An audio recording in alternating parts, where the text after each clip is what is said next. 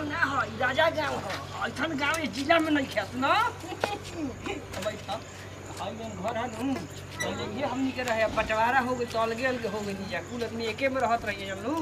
हमार दादा है ही तो गोबर पासत रहल ई पी ए प हां इधर भैया जे के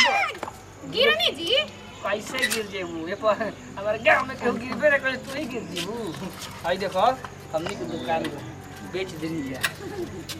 मेरी दुकान रही हां इधर खाना बेचत रहे एक रोटी कुली साबुन सोडा सरफ सब गरीब थोड़े हैं जा ये तो 2-4-5 साल से गरीब हो गई नहीं जा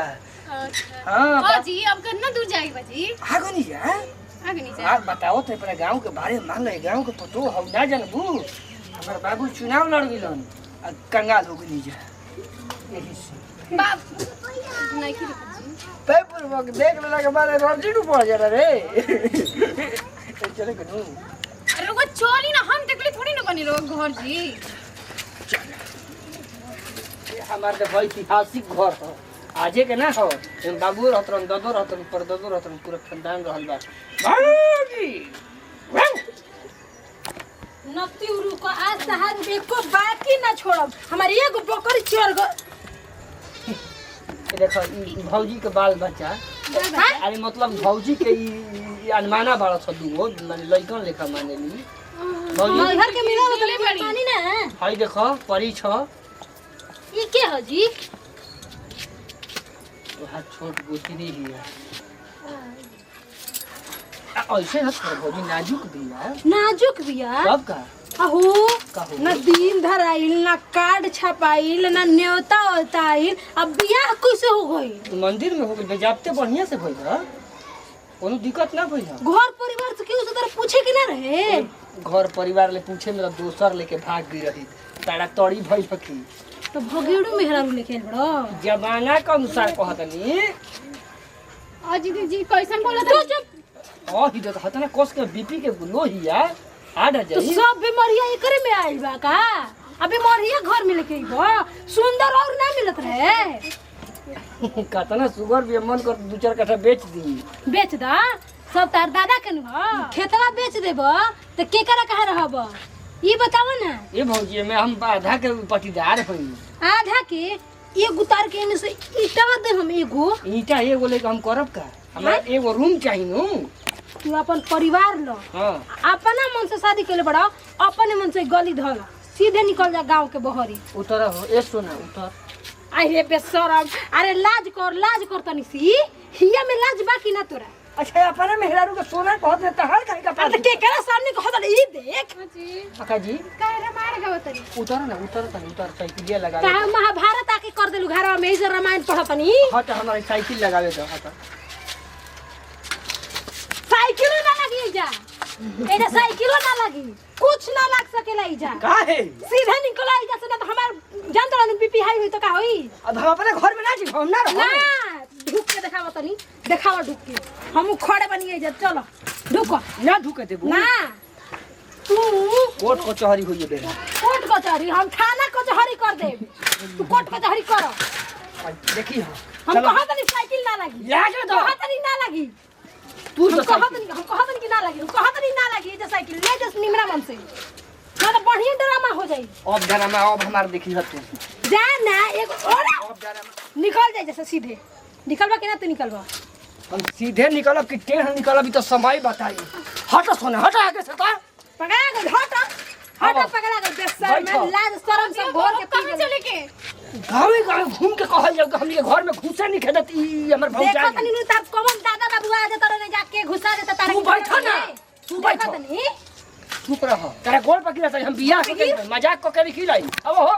बैठो ता देखो ए गांव घर देख ल हई बेशरम हो गई देख रहा बियाह कले त बेशरम हो गनी ना त चाहत रही कि एकर बियाह पांडा मरत रहे तो अगुआ ना उतरा सन तोर यही से त खुश रहू कि बाण रही त कुर्सी सवार ले ओइसन ना होई हो ओइसन ना हां फेरा में रही कि 10 लाख गिनी आई बांडा फ्री में जाके बियाह करके आ गई बैठो त मार हो जे बैठो अरे जल्दी जा ना तू जल्दी जा मत मारा भौजी जल्दी जा नागिन बिया एकदम ये नु जान तो तू सुपने खा बाड़े के सत को घर में आग लगा दे अब जाई देबू कि ना जाती ये तो बिया कले बनी साथ घर में दोरा पति कहीं का जी चली जैसे घर में नागिन बसल बिया हमरा के ना पता के एकदम बड़ी नागिन बिया अरे सुपने खावा आओ अब तू सुपने खावा रे घर में आग लगाती महाभारत करते हैं सुपने खा कहीं का धक तार नाक काट देम चिनो तो नहीं खुद आओ हम देख लेते चल रे आज घर के गेट ना खुली तू भले खइबे चाहे ना खइबे चल घर में चल खुला ना चल घर चल आओ जल्दी मम्मी तू हुन ना तुम की करत हूं भाई बड़ी ढेर ए भैया कहो प्रणाम प्रणाम प्रणाम का समाचार समाचार कोनो हमर ज्यादा बाउर नहीं खे अरे मते माला उला लगे बड़ा का होई मतलब तत्काल बियाहे को क्या होते बनी बे आ देखो घरे गइनी हम अच्छा दोनों बेकत हमनी घरे गइ रही जा हां भगा देलई हमरा के दुआर पर से तो काहे भगा देला हड़ी जा कलाबिन भौजाई ही है अइबे तो वाके सुगर मेरा रुक हुर देलई है धके तो बियाह भगा के कइले बड़ा का हम भगाइले मैं तो वो हमरा के भगा दी लो तो नाक कटवा दी होला ना तू हमारा घरे चले के बतारा फैसला करे आज आधा का हिस्सा नहीं मरते ऊ तो मिलबे करी आधा के हड़ा तो मिली ना तहरा हां ई गलत काम कइला ना हई ऐसा सुगर मेहरा ले बियाह कोई गलत काम हो एकरा खाई तो हम 5 मर्डर कर दी ठीक बा सब करी हो लेकिन ई गलत काम कइले बड़ा बा भैया देखो सांझ को ये इज्जत के सवाल बा हिस्सा के बात बा जा तब जा सामने आई हम का करब तू बैठा ना हो तोहार घर दुखा छे झूठो के तू बैठा तू तो और हमरा के डाह के रखले बाड़ू अभी जइबो कहां अब जात हम गांव में आदमी हम बटोरम और आदमी ले जा सामने आवे के बनो एकदम 1.5 घंटा में आवत तू जा मुझे बहुत घाम लगता है जीवन एकदम पहले ठीक है कइलो ऑक्सीजन मंगवा देले मैं ऑटो लेके आवत हम टेंशन मत ले वो उठा के बैठो अगर आ जाई बेरे कर से कर भा ठीक है काम कइलो ये भरत का गांव की न्यूज़ बा का कुछ भाई गाँव के तो न्यूज अभी ना सुने लेकिन एगो खबर मिलल है का हो सुनने यहाँ के सुमित बियाह तो कले भागा के कहले ये तो मन हमरो होटलवा में गई नहीं तो पता चलल हो कि बड़ी सुंदर लड़की ले बियाह को के लाइल के, बा लेकिन उनकर भौजी राखे नहीं की देते घर हां तो फेरा में बियाह को हिसाबा ले ली ओकरा के बांध रख के देख तुम्हें माला के बियाह उनकर होते न रहे कोई कोई के ले ये दिलन और कहां से भगा के ले देलस ये लड़की तो हमारा पते नहीं कि कौन गांव के है ओरे जहां ऑटो भैया अरे बड़ा हो आवाज देखो के दुख करता अरे होम हेने ले बोलती तो होने काटा काटा भैया ये हां देखो चले के बाद दुआर पर चांजी कुनी ऊ का हो फैसला करे के मत दे कौन चिके हई देखो हमनी के बियाह क के लेनी है बेरा जानते हो को गांव में आग लेखा फैलल बा हां हां हमार बहुजइया मरते हमरा के घर में लिखे ढुके देत तो ई बियाह कैसे कइलो भगा के ना ना आराम से मंदिर में कोई नहीं हां नु हाँ? काहे नहीं के रखे दे अब कहते कि हम ना रखबे काहे के उठ कह कि हम कुमार रही न उतना दिन से आ तू करते ना रहू तो अपने से कल नहीं तो बढ़िया ना कहनी मरते बात बात पर छड़ी से मार देती है देही पर अच्छा तो भौजी ले अपन पूछले रह अच्छा हम पागल बड़ा पूछे के का भौजी बा कोई सब बेचारा कोइलस नु तो अनि मने कुछ पूछे का चाहे कि भौजी हम जाते ने बियाह करे ओहे का चाहे ना हमनी के गांव में झगड़ा ना करावे के बारे निकलने में ना रहू ना ना पड़े तू ठीक कइले हड़ शादी कइले हड़ तो ठीक कइली नु ठीक कइले बड़ा आ सुना ठीक कइले बा। एगो बात हमनी के मान तारा के खाली बतइले रही नु कि तार भौजी चाहत नहीं कि बियाह होखो तू बड़ी बढ़िया कइलो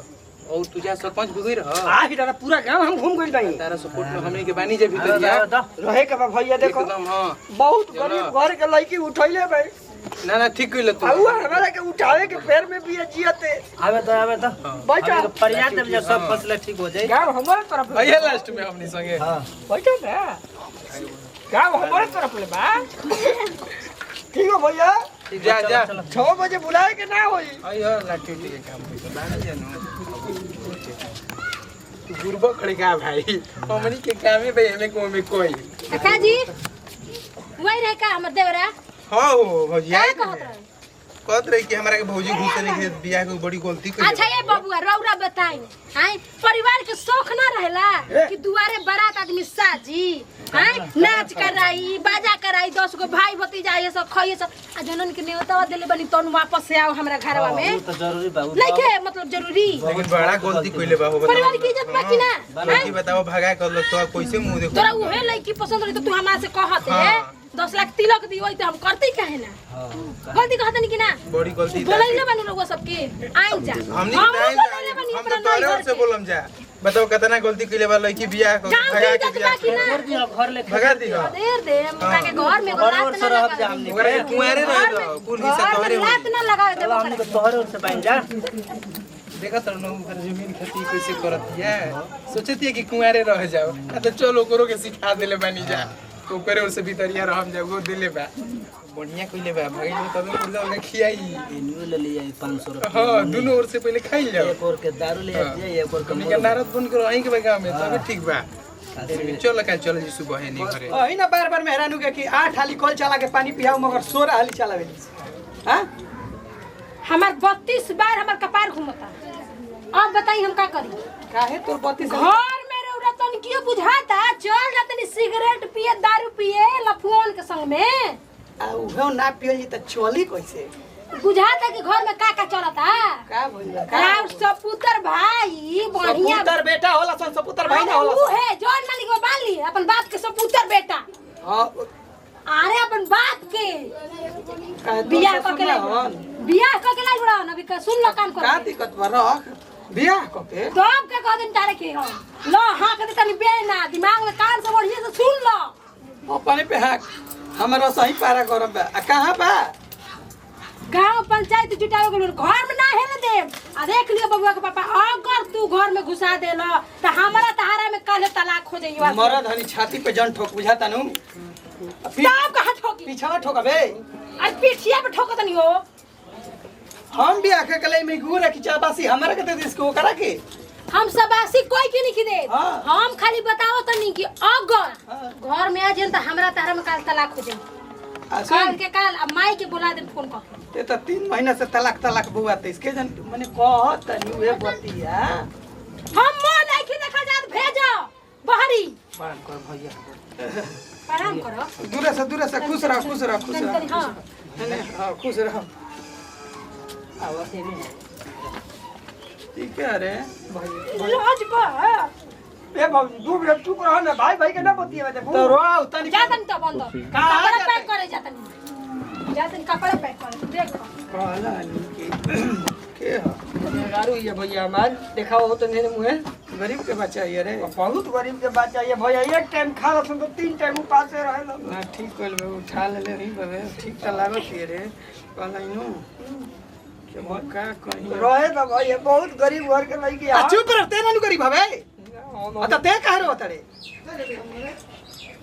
बोलो ठीक भैया सुन हो घर में रहसन कौन में भैंसिया वाला में तब कहाँ रहब भैया नया नया बियाह भइल 12,000 के साड़ी ले जा जाए गोबर में पथवा दे ले जाके अनु गुड़हुर कुलसरिया दे ओकर बाद तब जाके हम से भेंट कर जी हमारा से कुछ काम ना हां हम देखी ना हम नहीं की कइले इसको पिघिल गेला तू पिघिल गेला तेरे कहनी ना कि नहीं पिघल के हां तू पिघिल गेला चला पर रेंट कवर है रे अल्लाह हमारा घर सही मेहरारू हमर गाय भैंस के घर में सुततिया आ तो हिने केवाड़ी बजावत तो मुंह में बम डाल के फोड़ दे